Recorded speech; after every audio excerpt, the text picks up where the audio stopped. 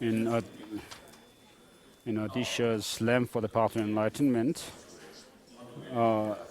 he shows the different paths which leads to higher rebirth and definitive goodness or liberation, omniscience.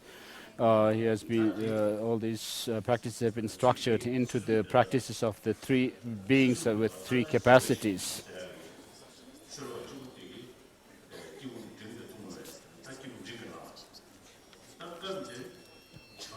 So the verse which says happiness in the three realms like a dew on a blade shows the path from here, the path of the beings with intermediate scope or capacities. So the detailed explanations have been given this morning. So with the help of the antidote, there is the wisdom realizing emptiness, destroying the grasping at self, and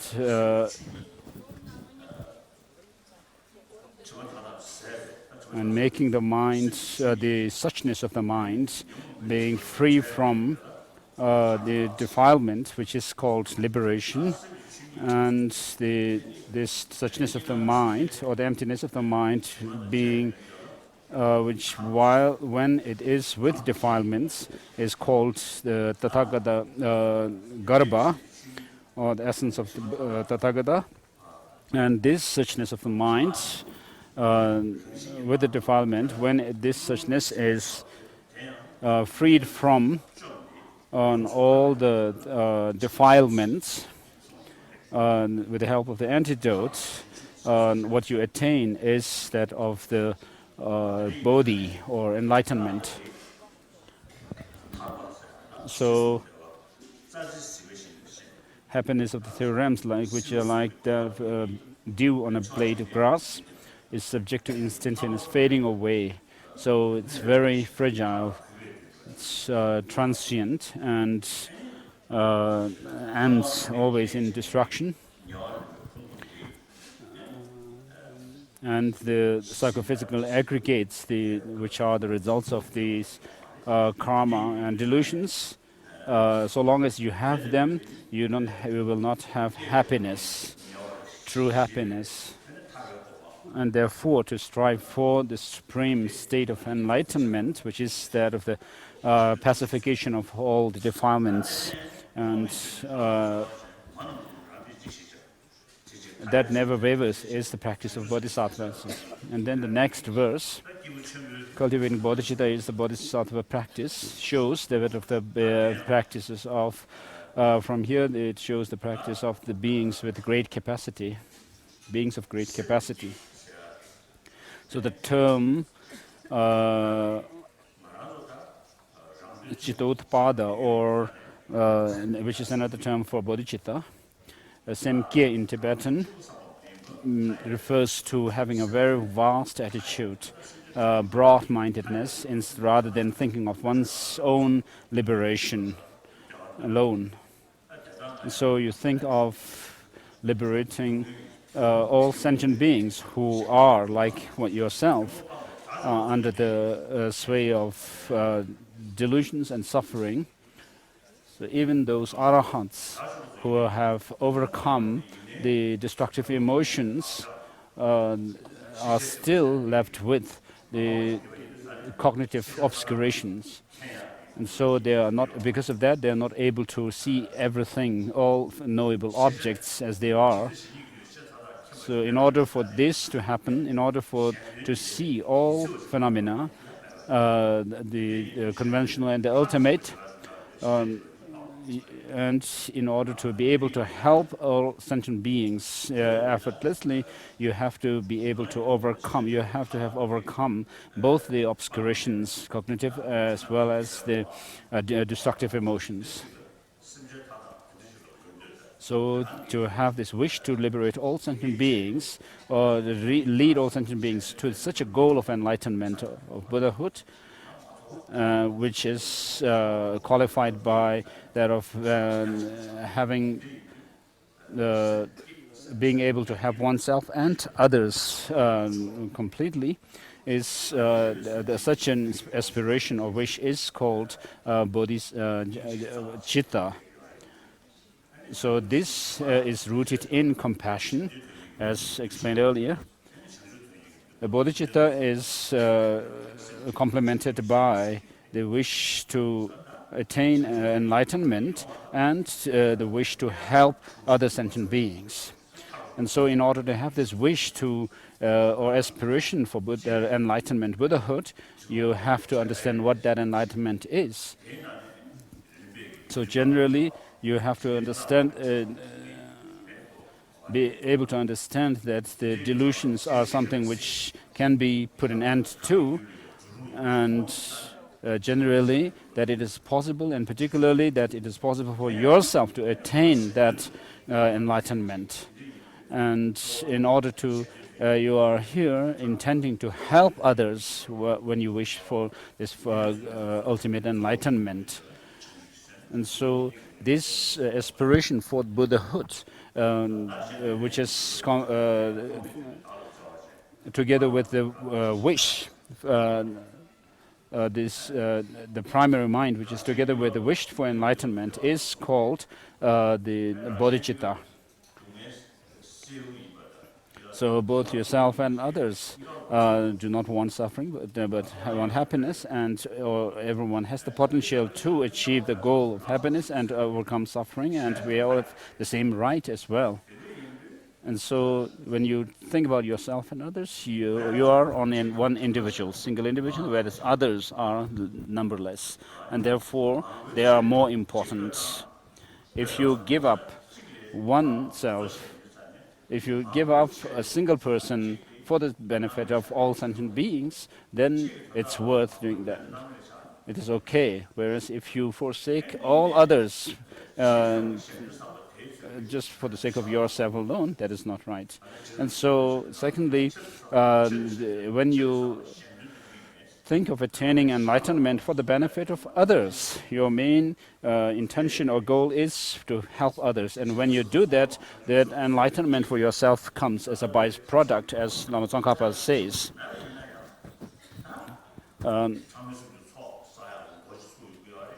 So when you have that wish, then you start, you begin to the path starting for that of the three countless eons to accumulate merit and wisdom.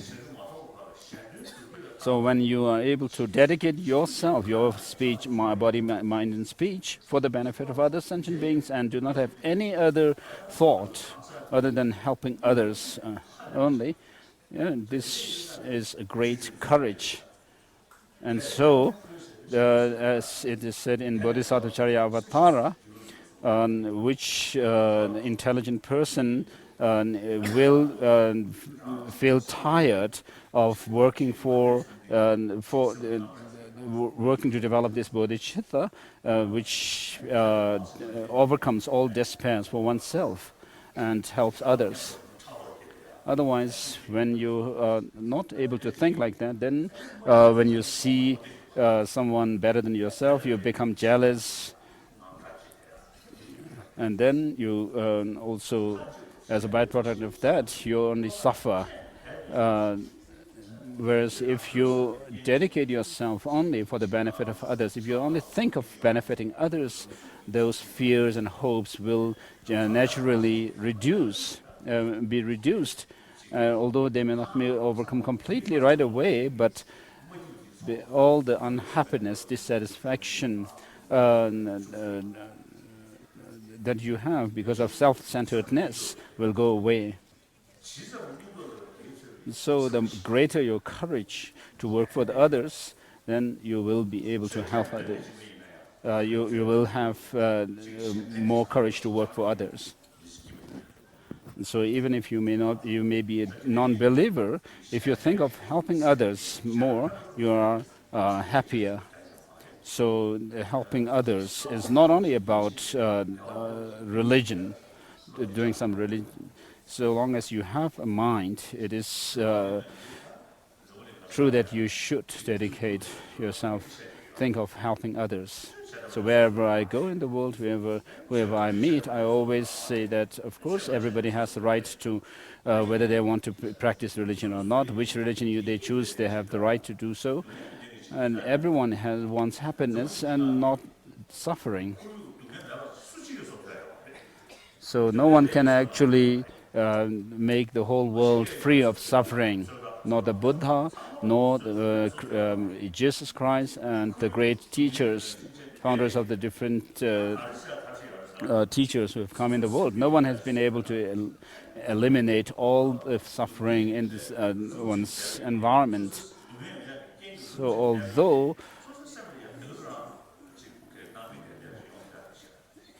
if you think of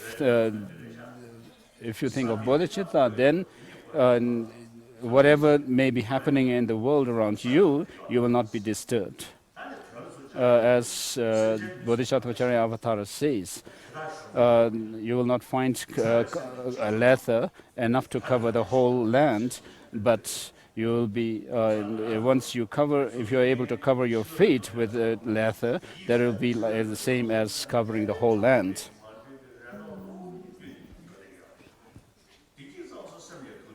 So happiness and suffering are rooted, have their source in one's own mind, and therefore, if you are able to give some shape to your mind, if you are able to work within yourself, and then overcome you'll be able to deal with whatever is happening around you. They will not disturb you. So, if you need friends, you need to have trust. So, if you have friends, then you will be happy with being with others. If you have to live always in suspicion and doubt, how can you be happy? If you always stay distant from others, how can there be happiness in the human world? If you are able to live all by yourself without depending on food and anything, then that may be another case. But you have to eat food, you have to wear clothes, and therefore you have to depend on others. So since you are dependent on the society that you live in, if you are able to live happily with others, then that's what we need. If you always have to live in suspicion and in fear and so forth, and the society that you live without being friendly with others, then you will not be happy. So if you are compassionate, affectionate, you will have calmer mind, and because of that, your elements in your body will be balanced, and you will have health, good health. If if your mind is always disturbed, then you are not happy, you will have a shorter life. So isn't that true? So happiness is something that you have to find from within yourself, not from outside. And then, of course, we have the so-called enemies who disturb our happiness. But if you are the main enemy is within yourself. And so if you are able to tame your mind completely, then the external enemies will not be able to do much harm to you.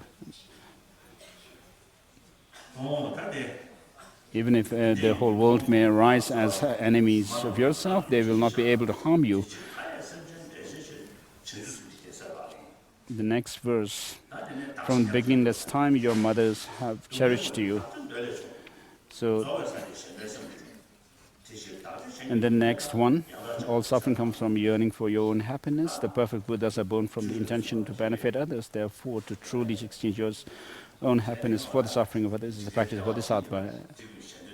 As Bodhisattva Charyavatara says, all happiness in the world comes from wishing others to be happy. All suffering in the world comes from wishing oneself to be happy. What need is there to say more? Look at the difference between the ordinary people who think of themselves and the Buddha, who has become enlightened, thinking of benefiting others. So if you're able to do that, then you are happy in this life, in the future lives. So whether in terms of temporary goal or in the ultimate goal, you have benefit. Practicing bodhicitta, exchanging oneself and others.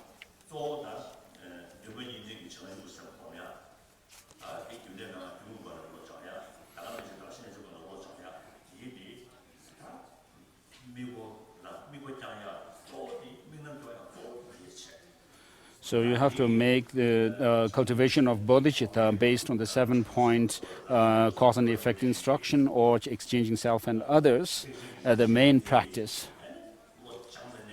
So when you train your mind as a Mahayana practitioner, you have to make yourself not being overcome by the unfavorable conditions. Even if you face unfavorable conditions, you have to make yourself being able to turn that into favorable conditions. So if you are able to do that, you are wise. And if you're able to make yourself undaunted by suffering, you are a hero. So you have to, if you are able to cultivate, if you're able to have the bodhicitta, which is helped by wisdom as well, then you will be able to maintain your own happiness deep within. And however many different unfavorable conditions you may face, you'll be able to turn them into favorable conditions for yourself, and for leading yourself to Buddhahood for the benefit of others. So if from within your mind you could develop some understanding and some experience of bodhicitta, then whatever you do could be able to, you could turn them to for the cultivation of merit and purification of negativities, and you are happy. As Bodhisattva Charyavatara says, from then on, whether you are unconscientious or unheedful, or you are sleeping and so forth, you'll be able to accumulate lots of merit unceasingly, incessantly. So if you're able to transform yourself from within, there will be of great benefit. And so now, from verse number 12, it shows how to overcome unfavorable conditions and accrue the favorable conditions. Next verse: if someone cuts off your head, even when you have not done the slightest wrong, through the power of compassion, to take his misdeeds upon yourself is the practice of Bodhisattva. Around 1958, in Tashikil Monastery, which is popularly known as Labrang Monastery, one Lama has written a book that I don't remember the name of this Lama, but he has written his book that in 1958, when many of the monks were being persecuted and killed by the Chinese, one of the geshes at Tashikil Monastery asked to give some short time, and the prison guards gave him time, and during that time he said, may through the blessing of the Guru, may all the suffering of the sentient beings of the entire world ripen upon me, and may I be able to give away to them the merits that I have collected.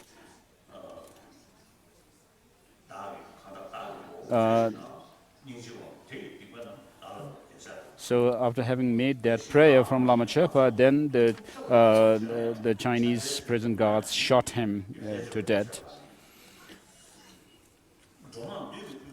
Next verse, verse number 14 and verse number 15. If in the middle of the crowd of people some reveals your hidden faults and abuses you, for them to see him as a spiritual friend and to bow him with respect is the practice of Bodhisattva. And then the next verse also is on this read. And the next verse is being read. Next. When you are too rich or when you are too poor with destitution, then you may decline in your practice of cultivating bodhicitta. And therefore, that's the next verse, which says, though gripped by poverty and always scorned and so forth, shows how to deal with such situations. When you are too poor, with the help of mindfulness and introspection, how to cultivate bodhicitta. And then the next verse, though famous and prominent, someone to whom others bow, though you may amass the riches like that of the gods of wealth, to see the worldly splendor has no essence, and thus to be without arrogance is the practice of Bodhisattva. Because when people praise you or honor you and so forth, then it may may cause you to become arrogant. And at that time, there is danger of again declining in your practice, weakening in your practice of bodhicitta.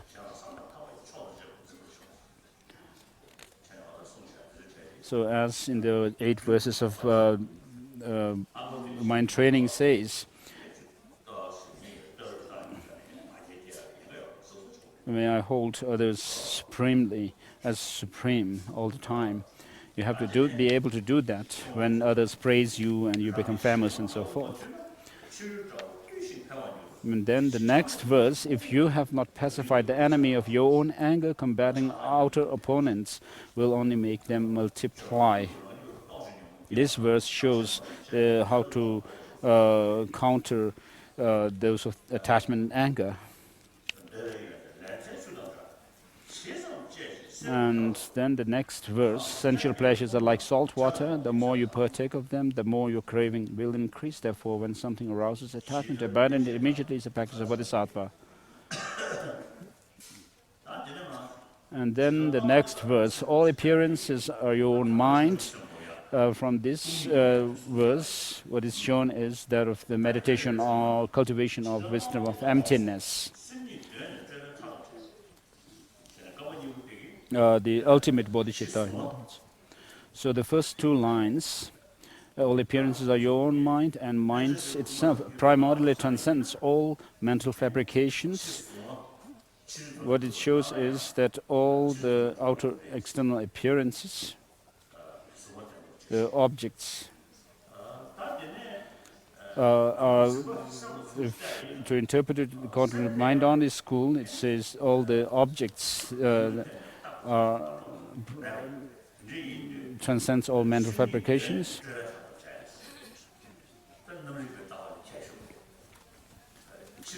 And then the second line shows that of the mind itself primarily transcends all mental fabrications.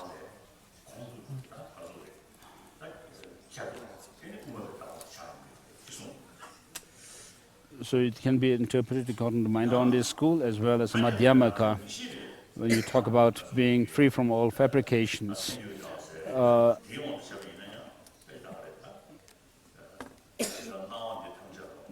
So according to madhyamaka thought, all these appearances that are around you, if you try to check within themselves, you'll not be able to find anything that you can point to as being this and that.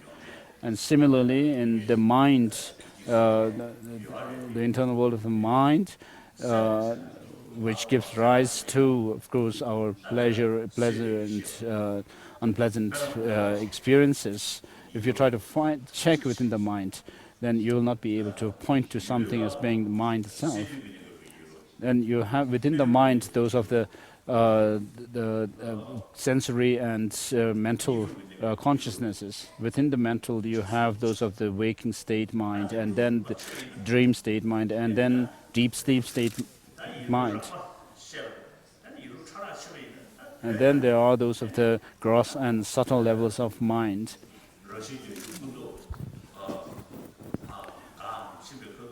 When all the 80 different conceptions have ceased, stopped, then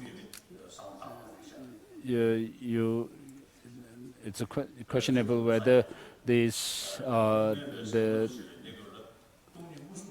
definition of minds, which is that of being clear and aware, can be applied to it or not. It's questionable, because Kedum Losang Gyatso says that this subtle, when you reach the subtle mind, it has this appearance of as if you attain or realize emptiness. So of course, when we take a rebirth and go through the process of dying, this happens naturally, but we are not able to use it for our spiritual development and progress. So we are rather like at the time of that clear light state, we rather are like in a state of fainting, unconsciousness. But through the practice of yoga, meditation, then people are able to use this state and turn it into special experience, it seems. So Hayas Yoga Tantra shows this, how to use this clear light. And the profundity of Hayas Yoga Tantra also comes from this, as well as the Dzogchen, also Mahamudra. Whether you take the path of, whether it's the path of Guya Samaja or the Guya Kala Chakra, and or those of the Mother Tantra for actualizing the clear light, everything is based on this subtle level of mind. Generally, we define mind as being something which is luminous and aware. But we just should leave it at the conventional level.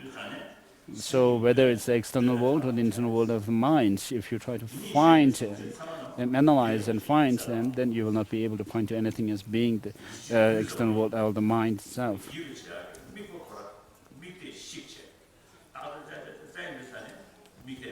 So when you try to check within each and everything which are designated as being this and that, if you try to find them, they will not be able to point to anything as being this and that. They're from the side of the objects. And then what you find is emptiness, and which is the true nature of how things actually are. And if you try to find that, check that emptiness again, you will not be able to point to anything as being that emptiness, because that in turn is also intrinsically empty. So in relation to emptiness of emptiness, the first emptiness is just imputed. So you have to be able to destroy all objectification of everything. And knowing this and to remain free from apprehending the signs of subject and objects is the practice of Bodhisattva. And then once you have remained in that absorption and meditation on emptiness, you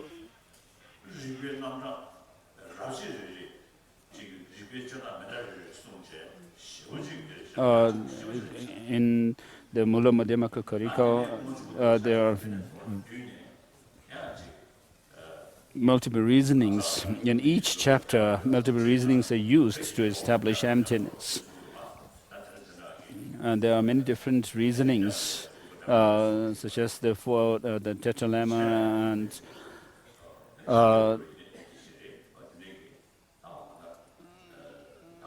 and dependent origination, so forth, to establish logically that of emptiness. And so you have to do both analytical meditation, and having done analytical meditation and having come to the conclusion of the emptiness itself, then you should concentrate your mind on that object of emptiness. And so you have to do them hand in hand. And verse number 23 finished, and verse number 24. All suffering is like the death of your child in a dream, which shows that of the practice during the post-meditation session, where you see things like illusion. And then the next verse shows that of the practice of the perfection of generosity. And next to that, the next one shows the perfection of morality. And then the next verse shows the perfection of patience. Next verse, which says if Shravakas and Pratyeka Buddhas and so forth, shows that of the perfection of effort. So these four perfections are shown by these verses, and then next verse shows that of the union of shamatha and vipassana.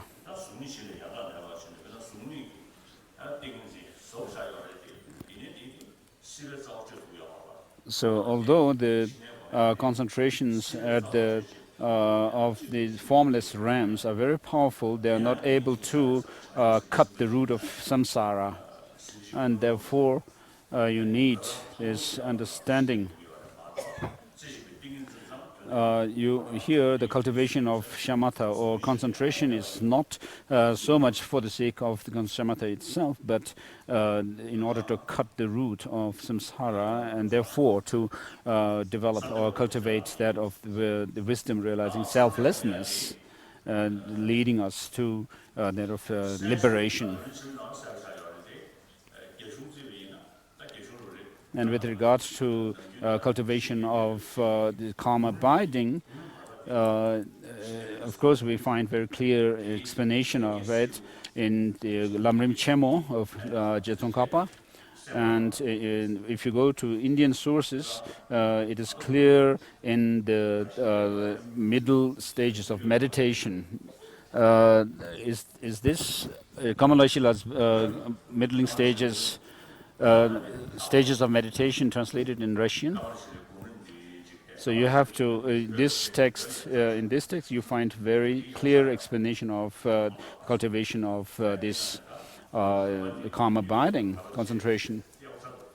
So this text was written in Tibet, and if you could read all the three books of this, it would be good, but particularly the middle part would be good. And then next verse shows that of meditation of emptiness. And after that it says if you do not analyze your own faults, you might put on a dharmic facade while behaving in a non-dharmic way. Therefore, to continually analyze your faults and then discard them is the practice of a bodhisattva. This is very important. If you do not check your own faults,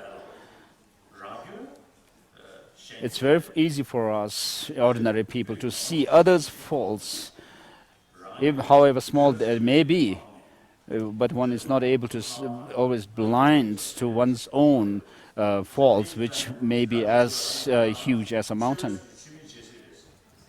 So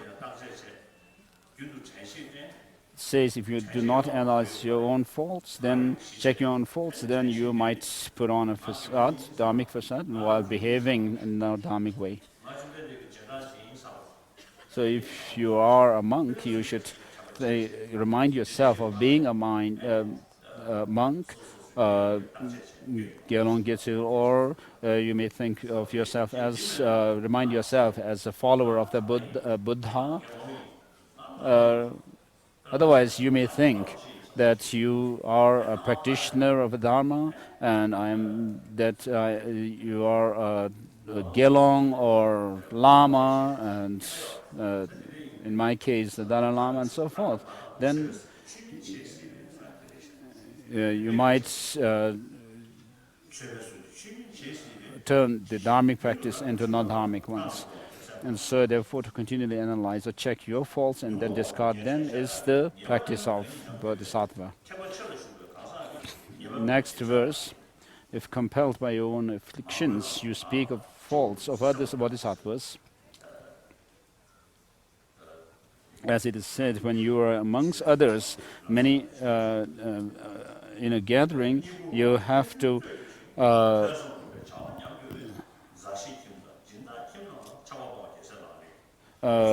check your speech. When you're alone, you should check your mind.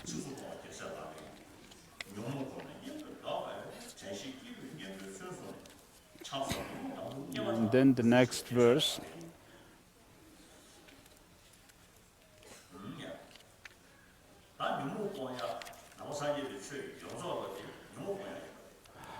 Verse number 35.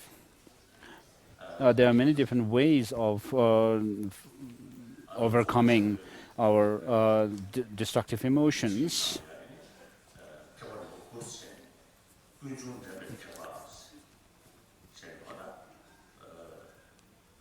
In the Dzogchen tradition, there's 9 yanas.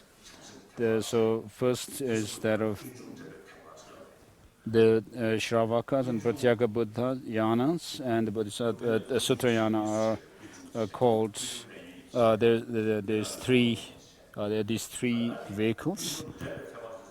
So the term that is used at Kunjun Denpa Thekpa. So what you are doing here is developing the antidotes, the immediate antidotes against those of the different destructive emotions, such as anger being counteracted by that of loving kindness, and attachment by that of meditating on the repulsive nature of body and so forth.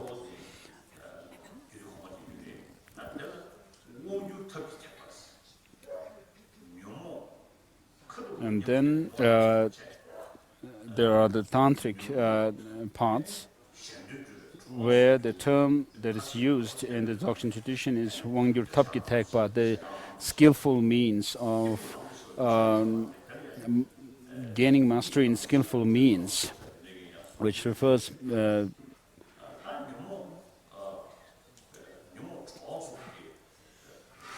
to turning the destructive emotions as conducive condition for your path.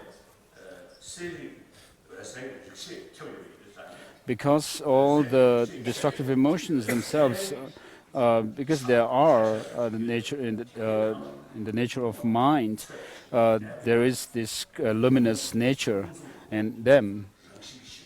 And so when you are able to maintain that luminous nature, the destructive emotions are said to dissolve themselves.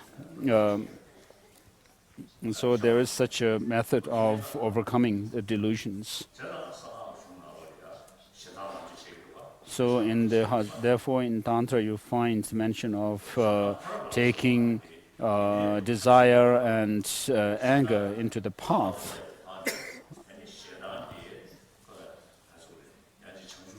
Although the anger itself is not made the path, but with the help of that, you use it to be able to benefit others.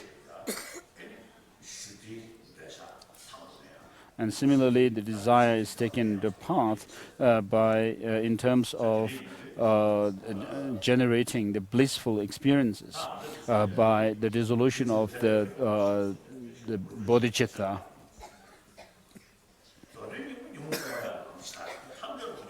So here, the whole of the teaching of the Buddha is for overcoming our destructive emotions. So in brief, it says, wherever you are and whatever you do, always examine the state of your mind. Continuously working for the welfare of others is the practice of Bodhisattva. And then the next verse. And then the next verse.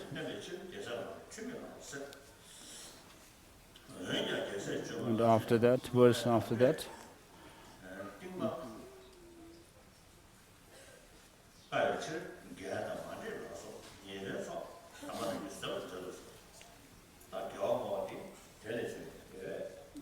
And lastly, it's the author dedicates the virtues that he has collected from writing this text. And in the end, it says this text was written by Ngöche Togme, the monk Togme, in the precious cave of Ngulchu. So the author Ngöche Togme Sangpo himself was a great practitioner of Bodhisattva. So he, in his name, there's the title Gyaltse, which doesn't mean that he was a prince, but at that time, when he was alive, he was known as Bodhisattva. So this Gyaltse means the son of a Buddha, or a child of a Buddha, which is another name for Bodhisattva. So I have seen a text written by him, the commentary to the Sutra Alamkara by Maitreya. So he was a contemporary of Buddhan Rinchen Drup. I received the commentary on this text from Kunu Lama Tenzin Gyaltsen, who was himself a great master of the Bodhisattvacharya Avatara and a great practitioner of bodhicitta.